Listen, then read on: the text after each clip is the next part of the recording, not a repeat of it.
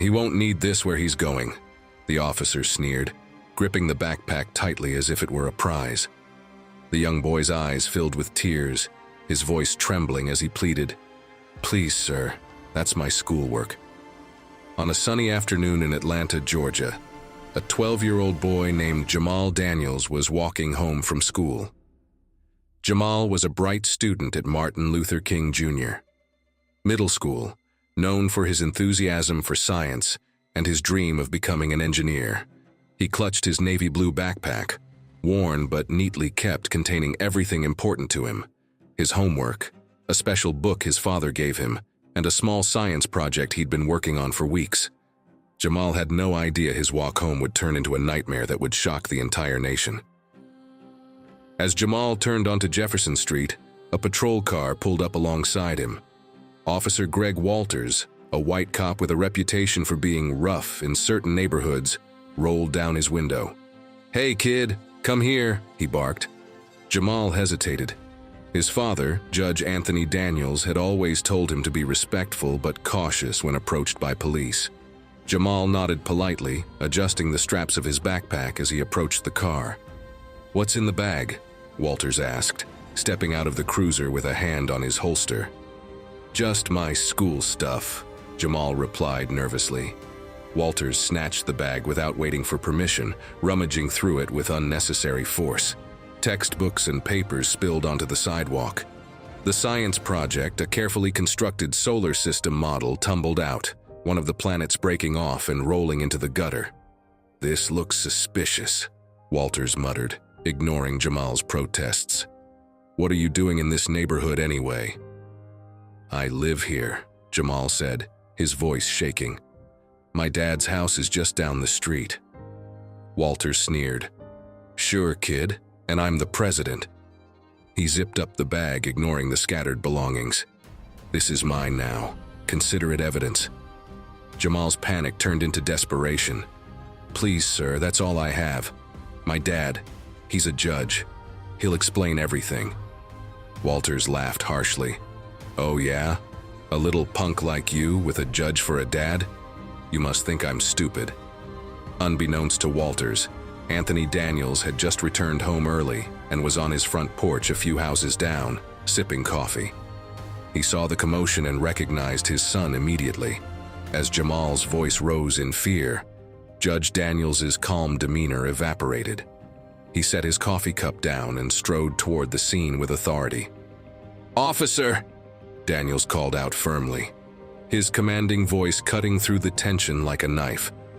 Walters turned, momentarily stunned by the sight of the sharply dressed black man approaching him. Judge Daniels, a tall figure with salt and pepper hair and an aura of confidence, exuded the kind of presence that demanded respect. "And who might you be?" Walters asked, his tone laced with sarcasm. "I'm Judge Anthony Daniels of the Fulton County Superior Court," he said, pulling out his ID.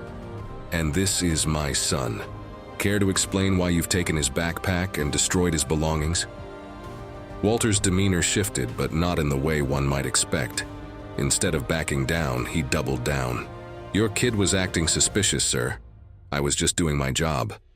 Judge Daniels raised an eyebrow. "Suspicious? Walking home from school with a backpack is now suspicious behavior. Officer, I suggest you choose your next words carefully." Walters hesitated, but his pride wouldn't let him admit wrongdoing.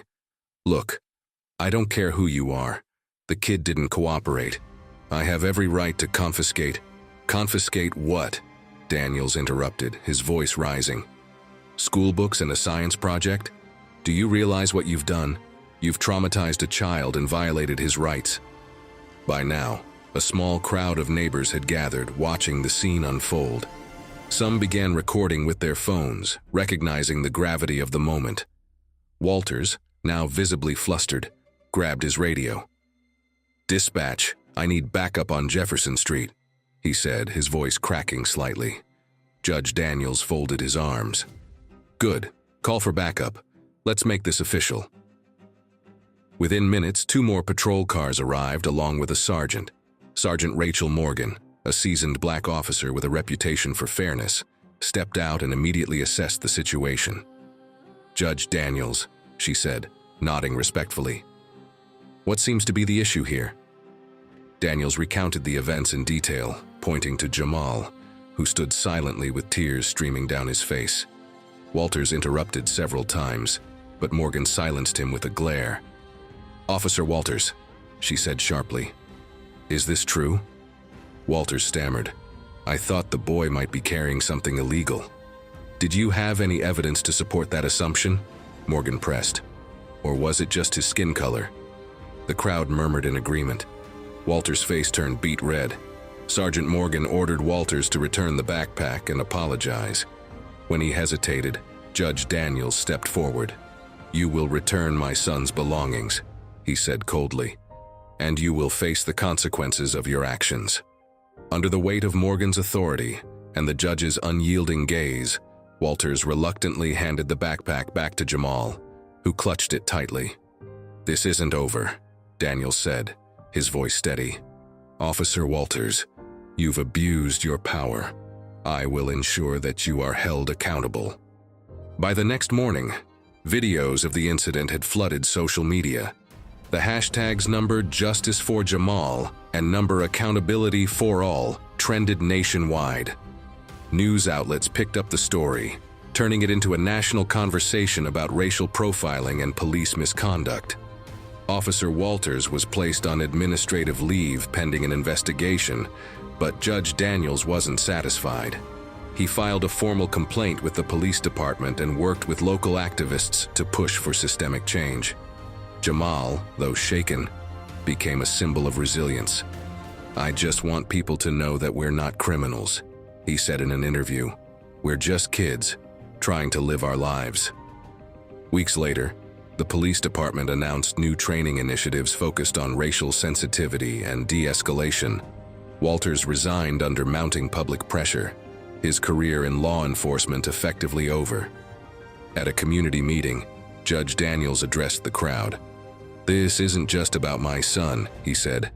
"It's about every child who's ever been made to feel less than because of the color of their skin.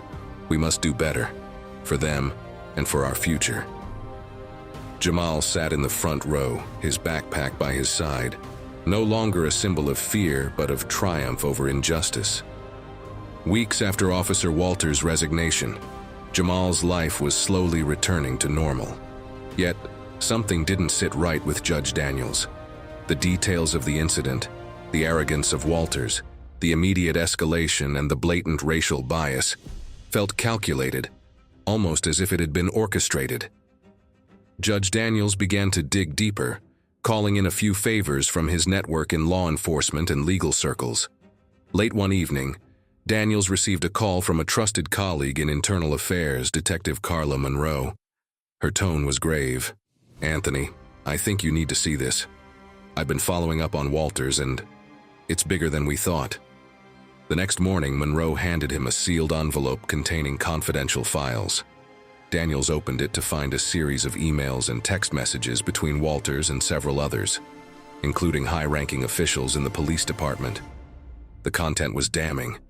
Walters had been part of a covert group within the department operating under a deeply racist agenda. They targeted black individuals, particularly minors, with the intent to intimidate and criminalize them, ensuring long-term systemic oppression. But the most horrifying revelation was that Jamal had been specifically chosen because of who his father was. "This wasn't random, Anthony," Monroe said. "They wanted to send a message to you. You've been ruling against their interests for years, and they thought they'd hit you where it hurt most."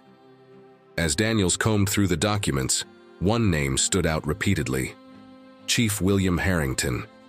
The very man who had publicly condemned Walters during the fallout was secretly the mastermind behind the group. Daniels realized the implications. This wasn't just about one rogue cop. This was a systemic conspiracy rooted in the highest levels of law enforcement. "This is why Walters was so brazen," Daniels murmured, his hands trembling with controlled rage. "He knew he was protected."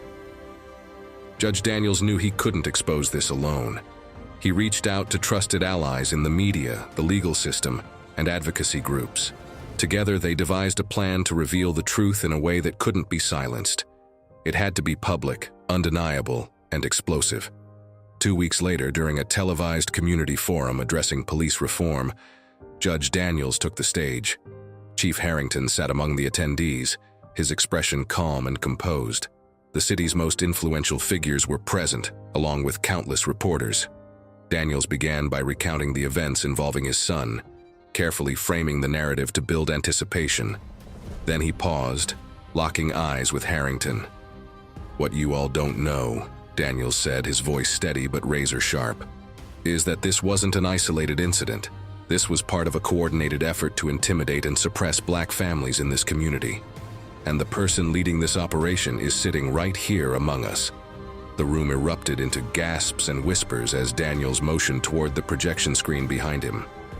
Monroe, stationed backstage, began displaying the incriminating emails and messages.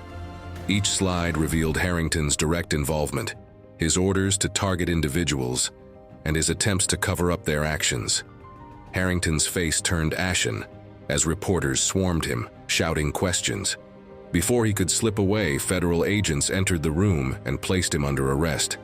The crowd, stunned into silence, watched as the once respected police chief was escorted out in handcuffs. The ripple effects were immediate. The police department underwent a massive overhaul. Several officers were fired or arrested, and new leadership was installed. Judge Daniels became a national hero, his actions sparking widespread reform efforts across the country. Months later, Jamal stood proudly at a podium delivering a speech at a youth leadership conference. His story had become a symbol of hope and resilience. "My dad always taught me to stand up for what's right," he said. "And together we showed that even in the darkest times, truth and justice can prevail." As the crowd erupted in applause, Judge Daniels watched from the front row, his heart swelling with pride. The fight had been brutal, but the victory was undeniable. What began as an act of hate had turned into a movement that changed the course of history. And for the Daniels family, it was a reminder that even in the face of evil, courage and unity could shatter the strongest chains.